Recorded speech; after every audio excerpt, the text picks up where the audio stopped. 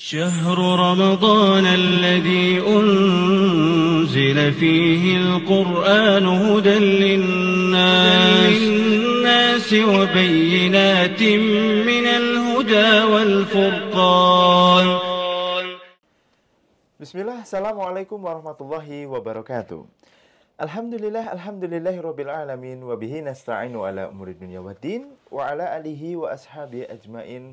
Rabbi shrah li sadri wa yassir li amri wahlul 'uqdatam min lisani yafqahu qawli, amma ba'd. Alhamdulillah, kiranya tiada kata yang lebih indah untuk diucapkan kecuali ungkapan rasa syukur yang dalam kepada Allah Subhanahu wa taala. Salawat serta salam senantiasa tercurah bagi junjungan kita Nabi besar Nabi Muhammad sallallahu alaihi wasallam yang kita nantikan syafaatnya di hari kiamat kelak. Amin Allahumma amin. Pemirsa sekalian yang semoga selalu dirahmati Allah Subhanahu wa taala, alhamdulillah di kesempatan sore hari ini kita dapat kembali bertemu lagi dalam segmen acara Mutiara Nasihat Ramadan, di mana kita sudah menemani Anda hingga hari ini menjelang hari-hari menjelang lebarannya. Dan di kesempatan yang baik ini kita akan membahas satu tema yang penting untuk kita simak bersama, yaitu fikih dan adab mudik lebaran. Yang insya Allah kita akan simak penjelasan dari guru kita Ustadz Arif Ardiansyah Hafizallahu Ta'ala. Assalamualaikum warahmatullahi wabarakatuh. Waalaikumsalam warahmatullahi wabarakatuh. Gimana kabar Ustadz? Alhamdulillah sehat Mas Bagas. Alhamdulillah. Untuk mempersingkat waktu pemirsa sekalian, marilah kita simak bersama kajian di kesempatan sore hari ini. Semoga bermanfaat bagi kita semua. Nah, bismillahirrahmanirrahim. Assalamualaikum warahmatullahi wabarakatuh. Alhamdulillah, alhamdulillahi ala ihsanihi wa syukru lahu ala taufiqihi wa amtinanihi. Asyhadu an la ilaha illallah wahdahu la syarikalah. Wa asyhadu anna Muhammadan abduhu wa rasuluhu sallallahu alaihi wa ala alihi wa ashabihi wa man sara ala nahjihi wa istanna bi sunnatihi ila yaumi liqaihi. Qala Allah Ta'ala, ya ayyuhalladzina amanu taqullaha haqqa tuqatih wa la tamutunna illa wa antum muslimun. Fa inna asdaqal hadithi kitabullah wa khairal huda huda Muhammadin sallallahu alaihi wasallam. Wa syarrul umuri muhdatsatuha, fa inna kulla muhdatsatin fid dini bid'ah wa kulla bid'atin dhalalah wa kulla dhalalatin finnar. Ma'asyiral ikhwah, para pemirsa Pesantren Islam Al-Irsyad TV, ya, alhamdulillah pada kesempatan sore hari ini kembali kita berjumpa di dalam segmen Mutiara Nasihat Ramadan. Ya, kita tentunya bersyukur bahwasanya Allah Subhanahu wa taala menjadikan kita sudah merasakan ya 20 hari Ramadan. Ya, tentunya kita memasuki hari-hari terakhir atau 10 hari terakhir. Ya, kita tetap harus semangat untuk ibadah. Ingat bahwasanya ya ketika kuda pacu itu berada di dalam menjelang garis finish akan semakin kencang. Maka kita pun demikian. Namun pada kesempatan sore hari ini ada satu hal yang penting juga yang perlu kita pahami dan kita bahas, yaitu tentang permasalahan mudik ya. Tentunya menjelang Ramadan atau menjelang lebaran gitu kan. Ya, kita ada tradisi dan itu tradisi yang baik menurut kami, mudik lebaran ya. Satu hal yang memang menjadi hal yang rutin tahunan kita. Bahkan sekarang pemerintah itu seperti memberi lampu hijau yang banyak dengan cara supaya kita mudiknya tidak terlalu macet, sehingga ada program ya work from anywhere kan gitu, FA dan lain sebagainya. Kemudian anak-anak sekolah diliburkannya agak lebih maju. Harapannya mungkin agar mudiknya lebih cepat gitu kan. Bukan nanti menjelang lebaran baru mudik, tidak. Tapi banyak hal perusahaan yang atau instansi pemerintahan yang sudah ya meliburkan atau mungkin pekerjaannya dibawa ke rumah atau ke kampung halaman, Masya Allah. Ya, maka ikhwas sekalian, para pendengar sekalian atau pemirsa, mudik itu tentunya adalah perjalanan yang jauh, yang tujuannya adalah ke kampung halaman tentunya. Banyak kan mudik itu ya ke kampung, ya, jarang ke kota kan itu. Tapi ada beberapa mungkin pekerjaannya di desa, kemudian pulang ke Jakarta, ya berarti pulang kota namanya kan gitu. Nah, ini biasanya dalam rangka untuk silaturahim dan tentunya merayakan hari raya. Ya, dan Islam ya mengajarkan adab-adab bepergian, fikihnya juga dan lain sebagainya. Maka mudik ini adalah bagian dari safar. Di dalam Islam safar adalah hal yang dilakukan dan menjadi hal yang insya Allah dilakukan oleh setiap orang. Bisa jadi. Ya. Kalau kita lihat Rasulullah sering banget untuk safar. Begitu pula para sahabat Nabi. Safar mereka kalau di awal-awal sebelum diangkat Rasulullah safarnya untuk berjualan. Ya, kemudian setelah diangkat menjadi Nabi dan Rasul, bahkan setelah pindah ke Madinah, beliau safar untuk berperang, safar untuk haji, safar untuk umroh, dan lain sebagainya. Maka tentu ketika itu ada di zaman Rasul, di situ juga ada adab-adabnya, ada fikihnya. Dan apa saja? Yang pertama tentunya saya membahas dulu tentang adab di dalam safar, adab di dalam bepergian gitu kan. Yang pertama tentunya menata kembali niat kita untuk mudik kali ini. Kira-kira niat kita apa nih? Ya. Tentunya jadikan niat kita adalah ibadah kepada Allah, mendekatkan diri kepada Allah karena Allah. Emang bisa? Bisa. Yaitu tentunya yang paling penting adalah berbakti kepada kedua orang tua kita. Bagaimana caranya?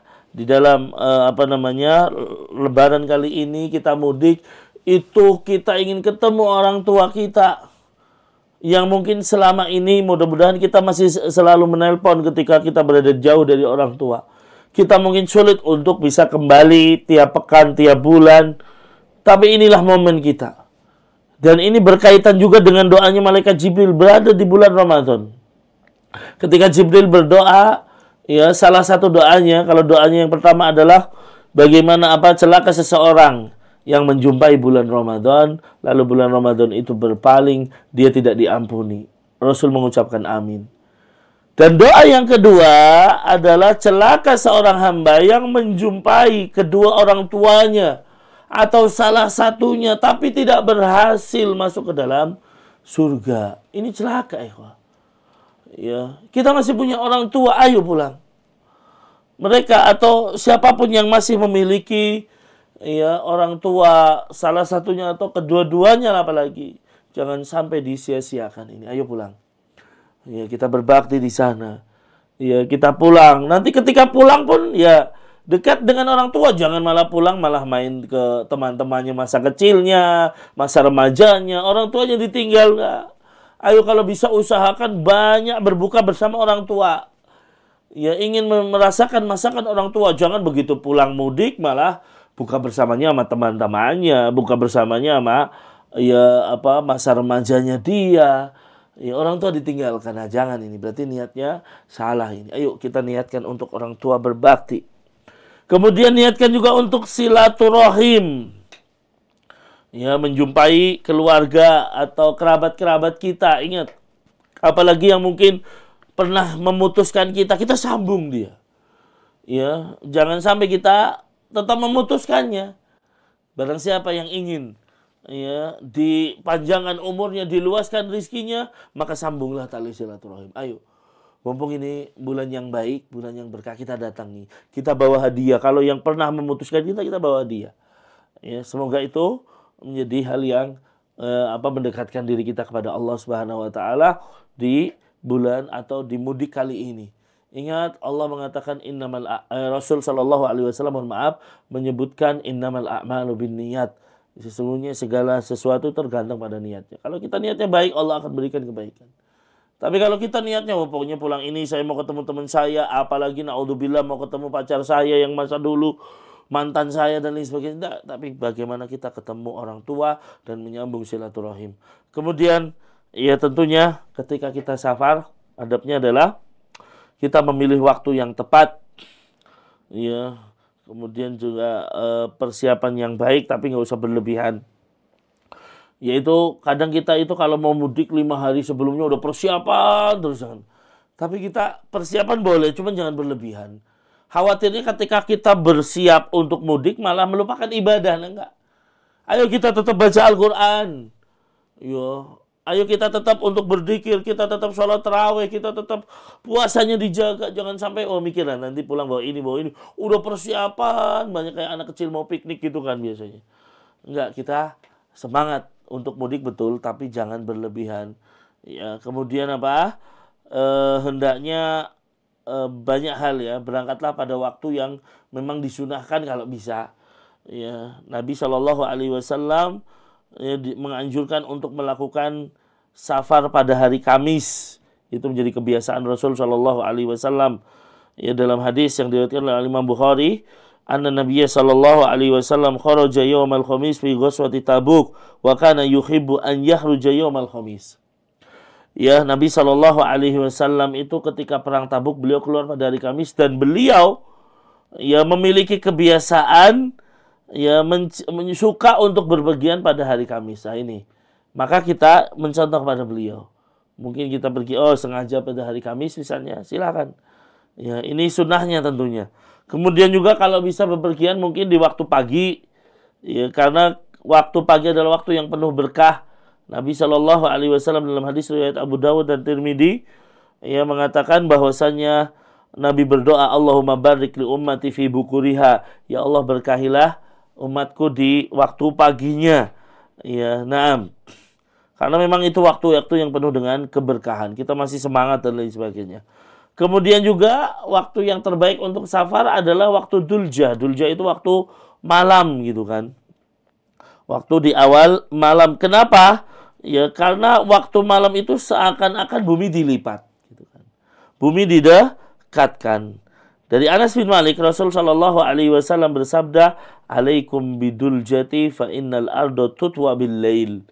Hendaknya kalian melakukan perjalanan di malam hari karena seolah-olah bumi itu terlipat ketika itu. Jadi agak lebih cepat kita dalam perjalanan. Nah, itu, jadi mencari waktu yang terbaik kalau bisa, waktu yang sesuai sunnah, dan melihat kondisi diri kita juga. Jangan sampai ketika kita pergi dalam kondisi capek, lemah, lelah, padahal pada kondisi itu kita akan nyupir. Nah, ini bahaya juga. Ingat, jangan sampai perjalanan ini menjadi sebuah musibah misalnya. Tidak. Kita ingin bertemu dengan orang tua dan lain sebagainya, kerabat kita, maka persiapkan juga dengan baik fisik kita. Kemudian di antara hal yang hendaknya dilakukan adalah sebelum kita berangkat atau sebelum kita safar, sebelum kita mudik, istikharah terlebih dahulu. Ya, kalau ada keraguan dalam perjalanan, dianjurkan untuk melakukan salat istikharah dan berdoa meminta petunjuk kepada Allah Subhanahu wa taala. Karena ya di dalam Islam segala hal itu kalau bisa dimulai dengan istikharah. Lalu ikhwas sekalian, ya, memilih teman perjalanan yang baik. Insya Allah kita mudik bersama keluarga kita kan gitu. Ya, tapi tentunya untuk yang masih jomblo, yang mungkin belum punya pasangan hidup dan lain sebagainya. Kalau bisa ya mudiknya jangan sendiri kalau bisa memang. Cari temannya yang bareng gitu kan. Ya, supaya apa? Ya, Nabi mengatakan ar-raqibu syaitanun war-raqibani syaitanan wa salasatu raqbun.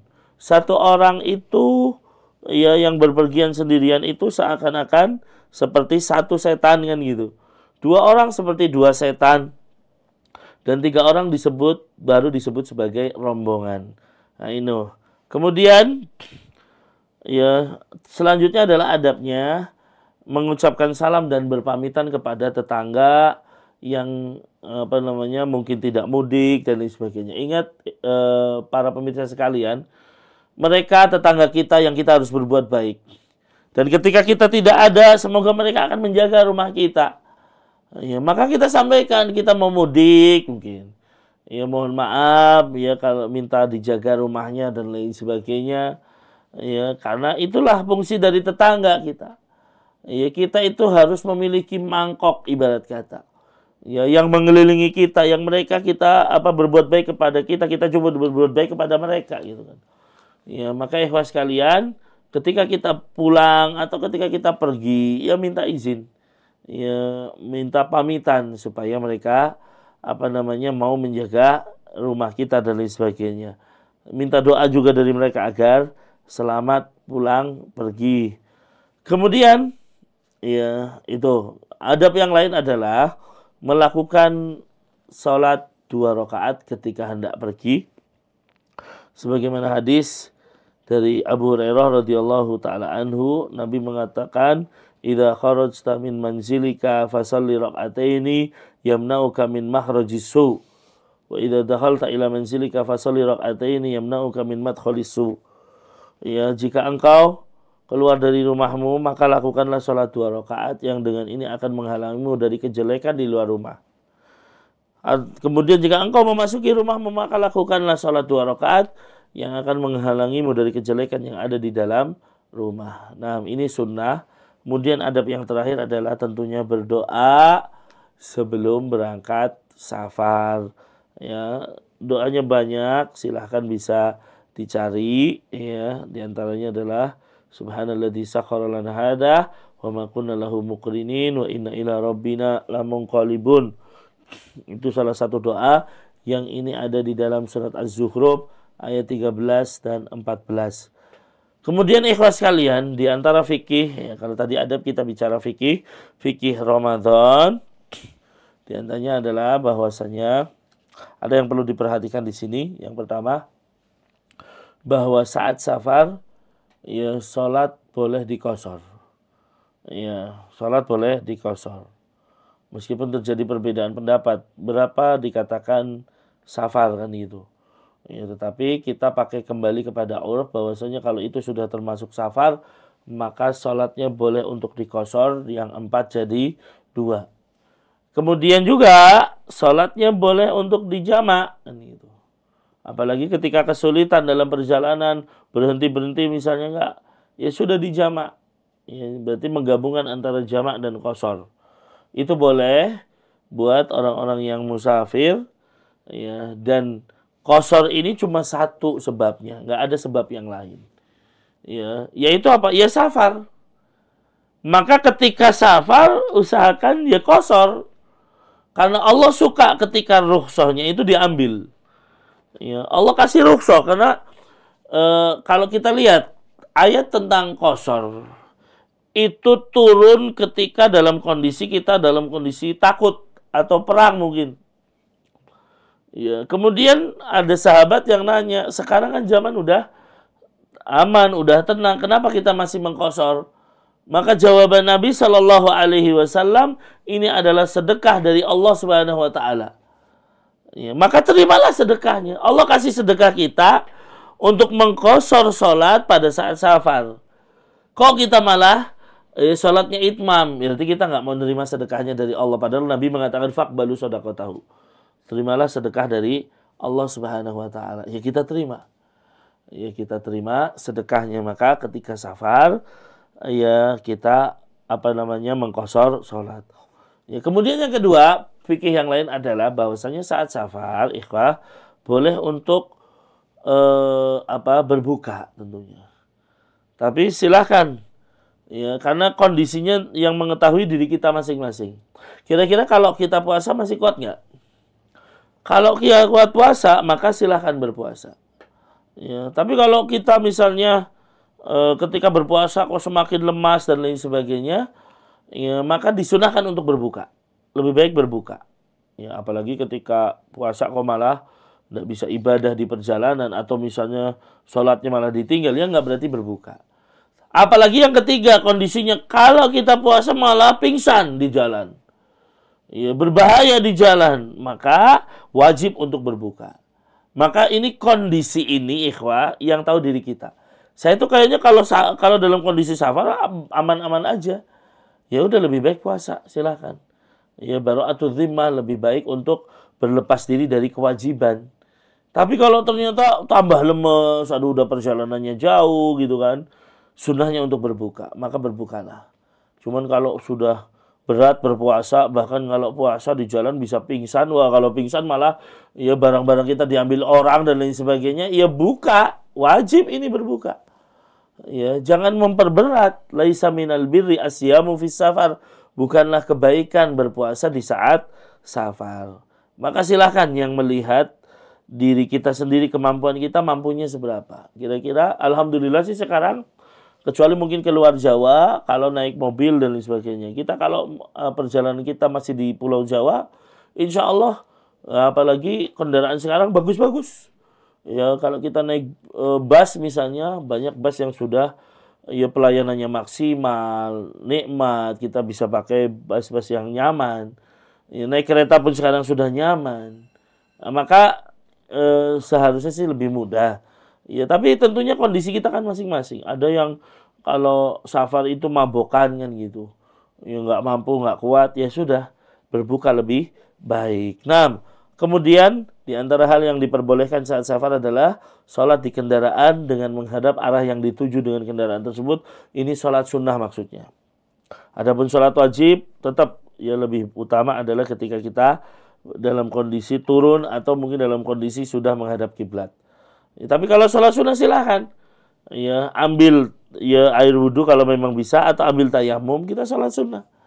Itu yang disunahkan ya oleh syariat ini, silahkan untuk melakukannya. Kemudian ikhwas sekalian, selanjutnya adalah selama kita mudik, tetap kita menjaga ibadah kita. Ya. Jangan lalai dalam sholat gitu. Banyak orang mudik ya, mudik aja nggak mikirin sholatnya gimana. Padahal tadi kita katakan sholat boleh dijamak, sholat boleh qashar dan lain sebagainya.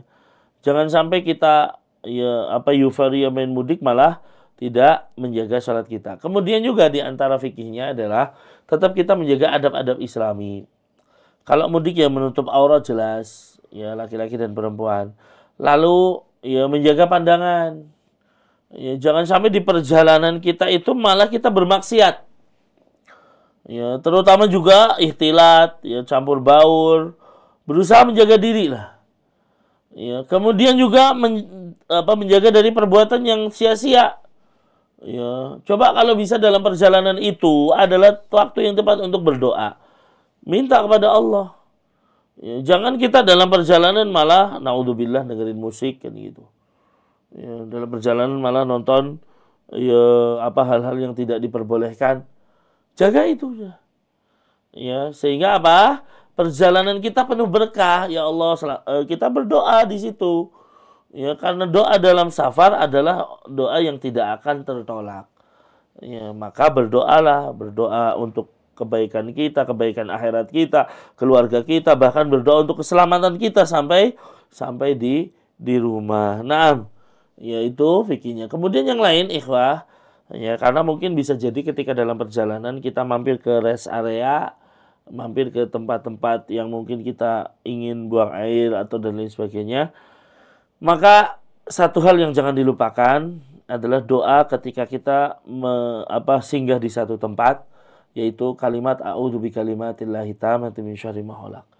Ya, aku berlindung kepada kalimat Allah dengan yang sempurna dari kejelekan setiap makhluk. Karena kita nggak tahu ya posisi kita mudik, kemudian dalam kondisi mungkin lagi rame, ya bisa jadi kita dihipnotis, bisa jadi kita dicuri, dirampok, naudzubillah. Maka ketika kita menginjakan kaki di rest area ayu, Nabi mengatakan man nazala manzilan summa qala a'udzu bikalimatillahi tammati min syarri ma khalaq lam yadurruhu syai'un hatta yartahila min manzili dalik.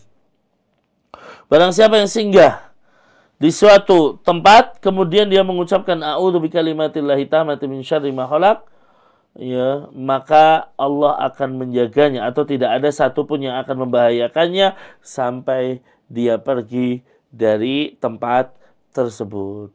Ya, maka ikhlas sekalian, ya itulah beberapa fikih, ya artinya ketika kita sampai di tempat, ayo kita baca doa tadi a'udzu bikalimatillahi tammati min syarri ma khalaq. Ya demikian mungkin beberapa adab dan juga fikih dari mudik lebaran kita. Semoga mudik kali ini menjadi mudik yang berkah, ya mudik yang penuh dengan pahala, niatkan dengan niat yang baik. ya, karena tentunya ya kita ingin mendapatkan terus pahala di sisi Allah Subhanahu wa taala. Semoga yang saya sampaikan ini bermanfaat. Kurang lebih mohon maaf. Wal afu minkum. Wassalamualaikum warahmatullahi wabarakatuh. Selanjutnya saya serahkan kepada pembawa acara. Syukron jazakallah khair Ustaz atas materi tentang fikih dan adab mudik lebaran.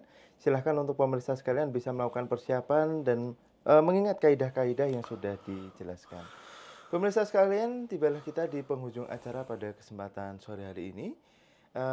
Marilah kita tutup majelis kali ini dengan doa kafaratul majelis. Subhanakallahumma wa bihamdika asyhadu an la ilaha illa anta astaghfiruka wa atubu ilaik. Wassalamualaikum warahmatullahi wabarakatuh. Waalaikumsalam warahmatullahi wabarakatuh.